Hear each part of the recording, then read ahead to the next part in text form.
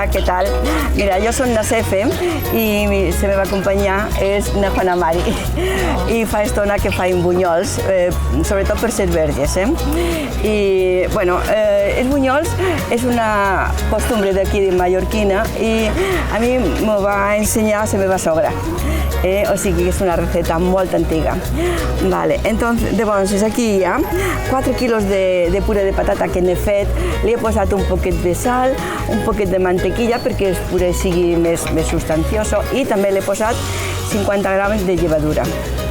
Y llavors ara li añado 2 quilos de farina perquè duen la meitat de farina que de patata.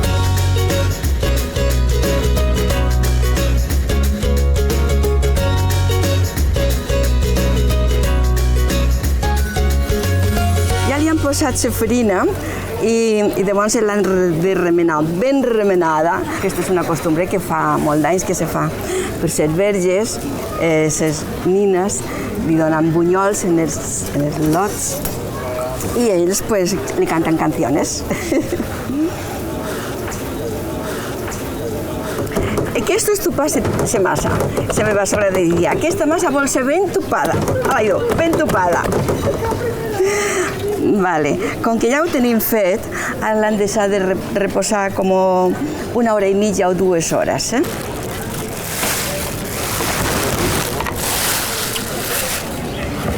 Agafa un poquet de massa i apretant el puño me surt una bolleta aquí, no és vera? I ara, amb aquests ditets, li faig el foradet. Així. Sabeu? Però després jo ja faig la meva. Es una máquina de fer bunyols. No tant. Machine. El extranjero te decía, tu machine. No, o magia también, porque claro, que cojas un poquito de masa y te salga un buñol, pues tiene su... como misterio, diríem. Aquesta du llevadura de pa. No du llevadura royal, ni no. Aquesta, quan ha passat el tou, ha passat. La royal pot estar tot el matí i no creix la massa. Aquesta sí, aquesta és la que toca, la recepta és la que toca. No du ou, i ho poden ja... Vamos, quasi tothom pot menjar aquesta recepta.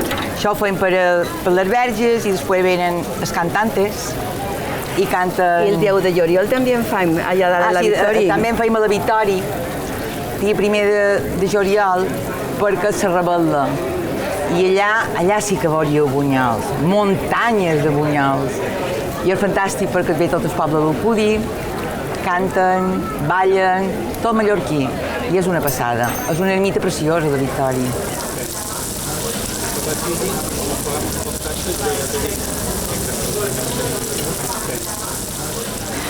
Pues per mi fa 50 anys que faig bunyol, perquè jo en tenc 75 anys i me vaig casar con 22 anys i llavors la meva sogra me va ensenyar i ja vaig continuar fent bunyols. Bueno, els bunyols és molt relatiu.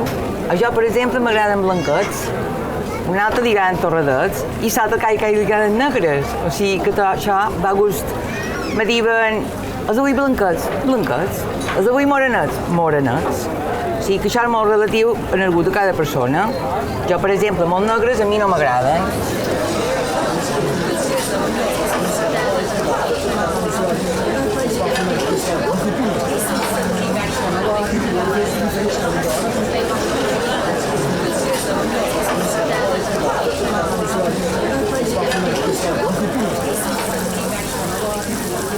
Primer esperant que un costadet estigui bé i després girem a l'altre costadet. Vamos, que jo de cuina no en sé, ella s'ha cansat de cuina. No, ella és molt bona. Sempre és darrere ella, no me diga que soy bona. Boníssima. No me diga que soy bona. Boníssima, fa unes coques divines. No me diga que soy bona. Ai, això és un amor platónico.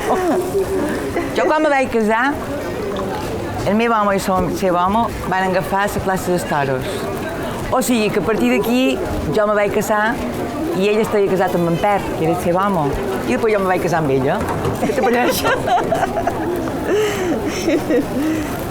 Sí, la veritat, fa molt d'anys. Fa molt d'anys. T'ho passàvem bé juntes. Passat bons moments i dolents. I dolents. Tot el que viene en la vida. Les amigues són per passar bons moments i dolents. Però bueno, en el mercat era massa. ¿Te'n recordes quan te vaig ensenyar a fer bunyols? Vamos, si me'n record. Què te va passar aquella vegada? Pues mira, el primer vaig anar a encendre el foc, em vaig cremar totes les pipelles que a dia d'avui encara no han sortides. Després ella va anar, perquè com que feien la calle, ella va anar a cercar una massa i me deixa jo talment en la massa i jo no sabia fer bunyols. I van començar a sortir peixos i mariposas i corazones, sortia de tot. Però la gent m'animava i me deia, és igual, la pasta és la mateixa, tu fe. I me va sortir, te promet, un repertori d'animalets i pajaritos i gallinetes i això va ser una anècdota fantàstica, perquè tothom després volia aquests.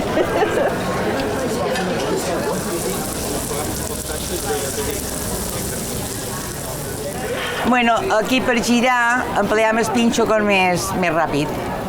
I després tenim aquestes giradores que eren de la seva sogra de l'any de la Picó, que entonces amb una xonada els tenim quasi tots. No me treguis aquí de fora. No. Sí, que saben que són ben antigues, Tenen el coloret.